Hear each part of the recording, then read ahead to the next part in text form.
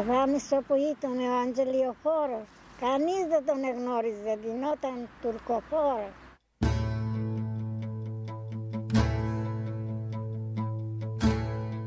Τούρκικα ρούχα έβανε από τα θύματα του και ελεύθερος περνούσαν από πολύ κοντά του.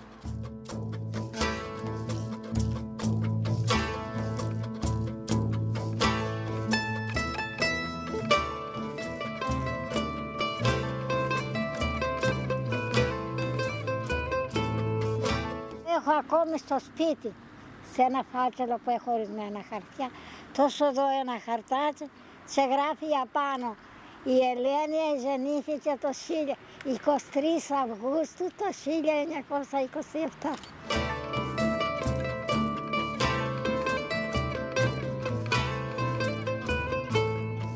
Ο Αδάμ ο Παπαδάτης. Πότε γεννήθηκε αυτό δεν το ξέρω, γιατί αγράμματοι άνθρωποι ήταν, δεν ξέρανε. Ξέρω μόνο ότι μου λέγανε η μάνα μου. Αυτό το παιδί γεννήθηκε ορφανό, ο Αδάμης. Και οι γονείς του, οι συγγενείς, όλοι οι χωριζανοί, σκεφτήκανε και λένε τι θα το κάνουμε, λέει μωρά αυτό το μωρό τώρα. Ποιος θα αναλάβει τη διατροφή του. Λέει θα το πάμε στα Αρκάδη, στο μοναστήρι. Γιατί το λένε μοναστήρι, στηρίζει τα μοναχά. Ναι, έτσι θα το πάμε να το μεγαλώσουμε. Το βάνανε λέει και που ζήμωνε και έπλασανε ψωμάτια, καλοζεράκια.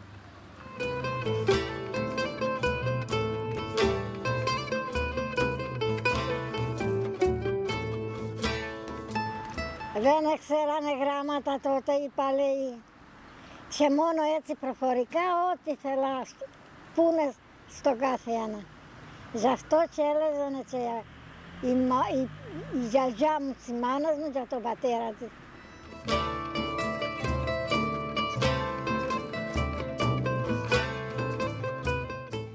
Όπως συνέβαινε πάντα όταν πλησίαζε η ώρα να ξεσηκωθεί ο κόσμος. Οι Οθωμανοί κατέφυγαν στις πόλεις για το φόβο των ανταρτών και οι χριστιανοί βγήκαν από τις πόλεις και κατέφευγαν σε σπηλιές και κατσάβραχα.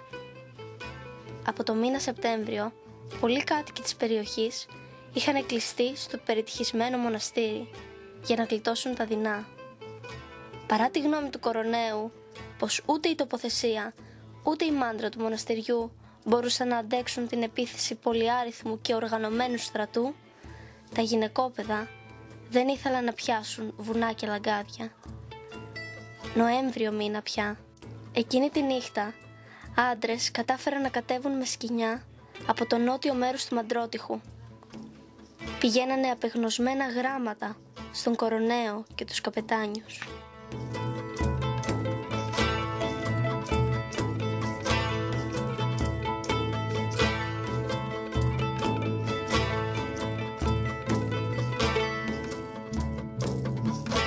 Είχαν πάρει τουρκικά ρούχα από τον πόλεμο και θέλα βάλει ένα καπελάκι και θέλα βάλει μια μπλουζίτσα τουρκικά. Ήξερε ορισμένες λέξεις τουρκικές και θέλα πάρει ένα σκυλάκι, ας πούμε, ένα γατάκι να το χαϊδεύει, να το κουβεντιάζει και να βγει έξω. Οι Τούρκοι τον ακούγανε και σου λέει για να μιλάει αυτό το παιδί τουρκικά, πάει να πει ότι είναι Τουρκάτσι, δεν είναι Έλληνάτσι. Και έτσι να έμπαινε, έβγαινε ένα σταρκάδι χωρίς να τον καταλάβει κανείς. Στο κλεισίδι ήταν ο Πάνος ο κοροναίος, ένας οπλαρχηγός μεγάλος, και έκανε τον ταχυδρόμο, τα δαμάτσια, και πήγαινε τζίρχοντον. Και έκανε λέει ένα δεματάτσι, φούντες, κλαδάτια, χαρουπές, ελιές. Και μέσα εκεί έβανε τα χαρτιά. Και τα κλείνε καλά και πώς έδαινε το δεματάκι και το σήκωνε και παίρναν έξω από το μοναστήρι. Να το πιάσουν εδώ οι Τούρκοι, του λένε κάνεις που πας, για να τα πας στα Σατιανά. Λέει μια κατσίκα έχω πάνω και έτσι τα πάω. Γιατί για να τη φέρω παέ θα μου την σκοτώσουν. Και απείς είδανε λέει ο ηγούμενος Γαβριήλ ήταν τότε. ότι πρόκειται να μπουν οι Τούρκοι στο Αρκάδι. Του λένε, Αδάμι, εμείς σε ΠΑΕ, δεν γλιτώνει κανένα μας, θα μπουν οι Τούρκοι, θα μας σκοτώσουν όλοι. Εσύ που μπορείς να φύγεις, φύγε και να διηγάσεις στις μικρότερους ό,τι έχεις δει και ό,τι έχεις ακούσει εδώ. Λέει, όχι, δεν φεύγω, μαζί σας θα μείνω και ό,τι πάθετε εσείς θα πάθω κι εγώ. Λέει, μα πρέπει κάποιος να ζήσει για να ξέρει και να θυμάται. Και λέει ο Αδάμης, εγώ θα βγω τότε να σας κάνω το χατήρι. Και τον λέει ένας κάραβος που ίσα ίσα από το χώριο μου τσέβγαινε. Σε βγαίνε τα νερά της αυλής. Σε βγαίνει από τον κάραβο και βρίχνει κάποια σκοτωμένα ρούχα και τα βγάνει και τα βάνει, τα ρούχα του Τούρκου, και βάνει το καπέλο, ένα κουφάτσι, και από ίσα φώναζαν τουρκικά ονόματα. Μωρέ Χουσέιν, Αλή, τουρκικά ονόματα.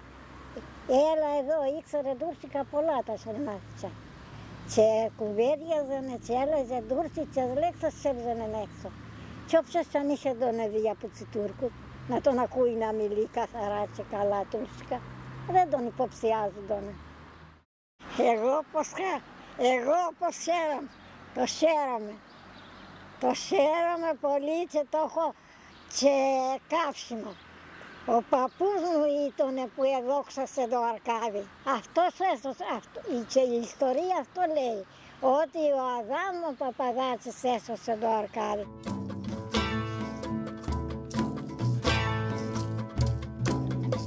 Δεν ξαναζήρησαν γιατί είχαν καταλάβει οι Τούρκοι το μοναστήρι και δεν αφήνανε χριστιανό να μπει μέσα.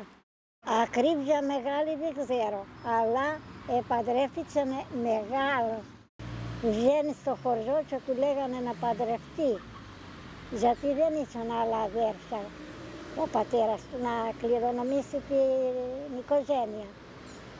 Και του λέγανε όχι, δεν μπορώ να παντρευτώ γιατί είμαι στενοχωρεμένος, κουρασμένος από τα τι είδα, τα τι άκουσα και δεν μπορώ να το κάνω αυτό.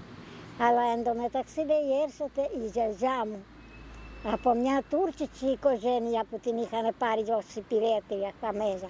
Κι όμως λέει ήταν καλή. Είχαν λέει μερχαμέτη, το μερχαμέτη δεν είναι πίστη.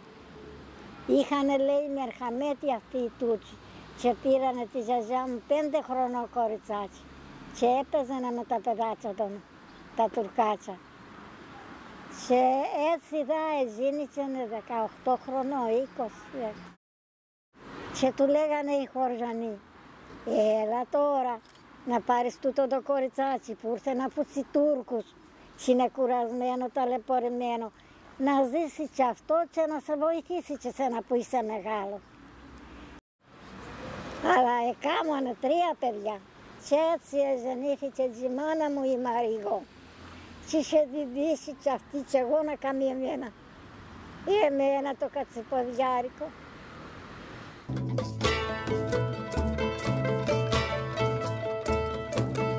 Η μάνα μου, αυτή λέει, πέθανε ο πατέρας, ο Αδάμ,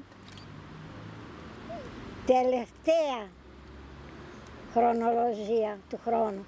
Δηλαδή, ήθελε να πει ότι έφευγε το 800 και έμπαινε το 900. 5 χρονών λέει ήταν όταν πέθανε ο πατέρας. Και έτσι λέγανε, σώπα γιατί ο παππούς σου κοιμάται.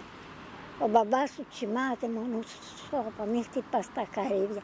Αυτό το θυμούντανε η μάνα μου και μου το έλεγε να πει σε μεγάλωσα και πει σε ζέρασα.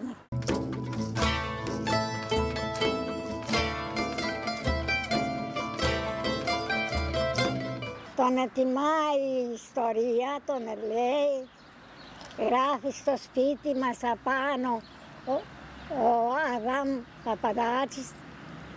Έχουνε γράψει εδώ ο Αδάμ Παπαδάτσης στο στενό το δικό μου.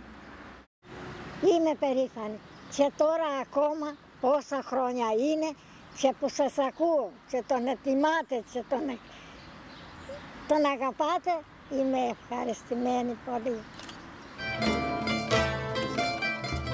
Σας ευχαριστώ πολύ, πάρα πολύ, που καταδεχτήσατε εμένα τη γριά μου και μου κάνετε παρέα.